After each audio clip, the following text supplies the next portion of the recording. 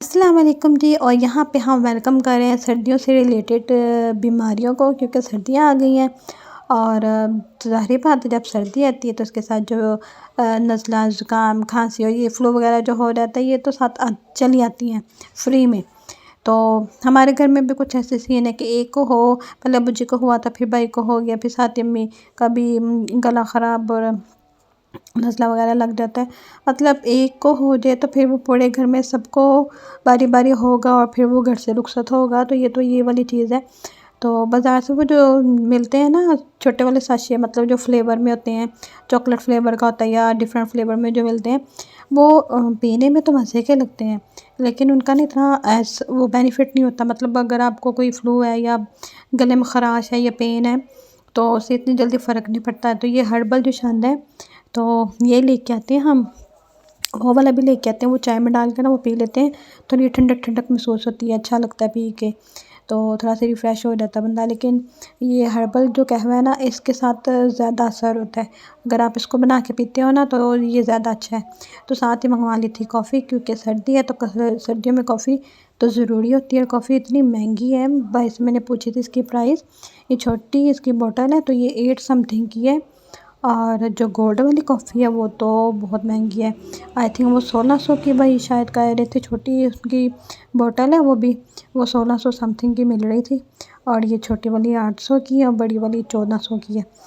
इस तरह करके कोई इसकी प्राइस थी, मतलब कि बहुत ज़्यादा महंगाई है। और बंदा मतलब ले तो ले क्या, जिस घर में 4 से 5 अफराद हैं वो सब पिएंगे कॉफ़ी, ठीक है। तो एक दिन में या 2 दिन में आपकी ये जो शीशियाँ ख़त्म हो जाएगी। मतलब कहने का मतलब ये है कि बहुत ज़्यादा एक्सपेंसिव पड़ती है कॉफ़ी, ठीक है। और यहाँ पे फिर मुझे अचानक से याद आया, मेरे पास तो आटा ही नहीं है, और अब्बू जी ने आ जाना था, फिर उनको खाना बना कर देना था। तो मैंने कहा चलो मैं जल्दी से जाके पहले आटा गूँध लेती हूँ। आटा गूँधा हो ना तो फिर रोटी जल्दी बन जाती है। मतलब उसी टाइम आटा गूँध के रोटी पकाओ, फिर थोड़ा टाइम लग जाता है।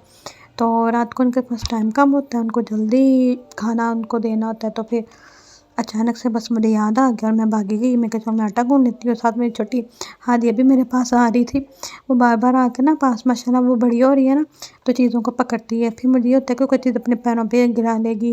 होती तो वक्र में है, लेकिन बच्चों को पता नहीं ना चलता, कभी कुछ क्या कर लें, कुछ समझ नहीं आती।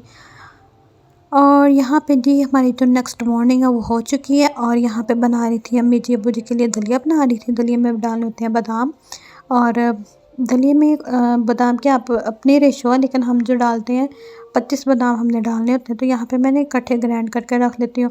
अभी मैंने इसकी हाफ़ मिक्सी बनाई थी, नहीं तो मैं फुल बना लेती हूँ। तो आज मैंने हाफ़ ही बना ली, मैं मुझे नाश्ता भी बनाना था और अम्मी दलिया बना रही थी, तो कहती थी मुझे बादाम ग्राइंड कर दो। तो फिर मैंने रोटी भी बनानी थी, तो फिर गैस चली जाती है। तो फिर मैंने कहा बस मैं इतनी सी कर लेती हूँ अभी ग्राइंड, तो बाकी जो थी ना वो फिर मैं बाद में करके रख लूँगी। ऐसे मैं ना एक साथ ही इकट्ठी ना जो बादाम होते हैं ना, उनको इकट्ठे ग्राइंड करके मैं रख लेती हूँ। तो फिर डेली 2-2 चम्मच निकाले, यूज़ कर लिया, जितनी आपने दलिया बनाना है उस हिसाब से उसमें डाली जाओ, यूज़ करी जाओ। तो उसके बाद फिर मैंने 2 रोटियाँ पराठे बनाए, चाय बनाई, और मैंने दूसरी तरफ सालन तैयार कर लिया। सालन का मैंने कोई क्लिप शूट नहीं किया, क्योंकि बहुत बिज़ी थी मैं, बर्तन भी साथ धुल रहे थे, साथ गैस की बहुत ज़्यादा टेंशन होती है कि गैस चली जाएगी, जल्दी काम करना है। और चाय रख लो, अंडे उबाल लो, और उसके बाद पराठे बना लो, दलिया बना लो, दूध गर्म कर लो। मतलब बहुत सारे काम होते हैं सुबह के टाइम करने के लिए ना। और हम ज़्यादातर ना सुबह दोपहर के टाइम ना हम सुबह के टाइम हम दोपहर का जो खाना वो भी बना लेते हैं। सालन वगैरह का जो बनाना है ना, वो हम ज़्यादा सुबह ही बनाते हैं, क्योंकि सुबह फिर भी गैस आ जाती है। तो दोपहर को इनको कोई पता नहीं होता, कभी देते हैं कभी नहीं देते, और कभी देते हैं तो साथ ही वापस ले लेते हैं। तो फिर हमें बहुत हम पंगों में पड़ जाते हैं। तो हम यही करते हैं कि हम सुबह नाश्ते में ही ना हम दोपहर के अभी सालन बना के रख लेते हैं, फिर दोपहर को रोटी पकाते हैं, सालन गर्म करो साथ खा लो। और यहाँ पे मेरे पराठे बनना स्टार्ट हो गए। से आप मुझे कमेंट सेक्शन में बताएं कि आप किस तरीके से पराठे बनाती हैं। मैं तो बाल वाले पराठे ऐसे बनाती हूँ, मतलब मुझे 2-3 तरीक़ों से बनाने आते हैं, लेकिन मुझे सबसे आसान तरीका ये लगता है, मतलब जल्दी में। तो अगर मेरे पास टाइम है, मतलब मुझे पता है कि अभी मैं ईज़िली पराठे बना सकती हूँ, तो फिर मैं ना दूसरे तरीके भी यूज़ कर लेती हूँ जिनमें थोड़ा टाइम ज़्यादा लगता है। तो इसमें टाइम कम लगता है, तो मैंने इस तरीके से ये वाले जो बाल वाले पराठे हैं ना ये बना लेती हूँ। बस 2 ही पराठे बनाने होते हैं, एक मेरा एक मेरी मम्मी का। तो उसके बाद पराठे बना लिए, चाय बना ली। तो सबसे एंड पे हमारा नाश्ता होता है, हमने सारे काम कर लेने होते हैं। सालन बना लिया, दूध गर्म कर लिया, अंडे उबाल लिए, दलिया बना लिया, फिर बर्तन शर्तन साथ के साथ ही मैं धोई जाती हूँ, क्योंकि नाश्ते के बाद मुझे इतनी को सुस्ती पड़ती है ना, जैसे मैंने चाय पी लेनी है ना, फिर नहीं मैंने बर्तन धोए, मतलब फिर मेरा दिल होता है कि नाश्ते से पहले पहले सारे बर्तन धुल जाएँ।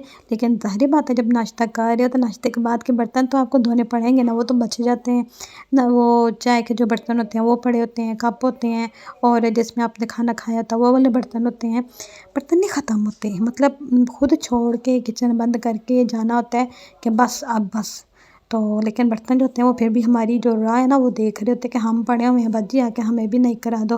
तो बस ये सीन होता है। ये था मेरा आज का छोटा सा मिनी सा व्लॉग, और बहुत खुशी हुई कल आप सबने इतना मुझे सपोर्ट किया, मतलब इतने टाइम के बाद मैंने अगेन व्लॉग डाला है, और आप सब ने देखा, जिसने भी देखा सबका बहुत शुक्रिया, दिल से बहुत शुक्रिया। तो बस ये था मेरा आज का मिनी व्लॉग। छोटे छोटे व्लॉग बनाऊँगी ताकि मैं बनाती रहूँ। अल्लाह हाफिज़।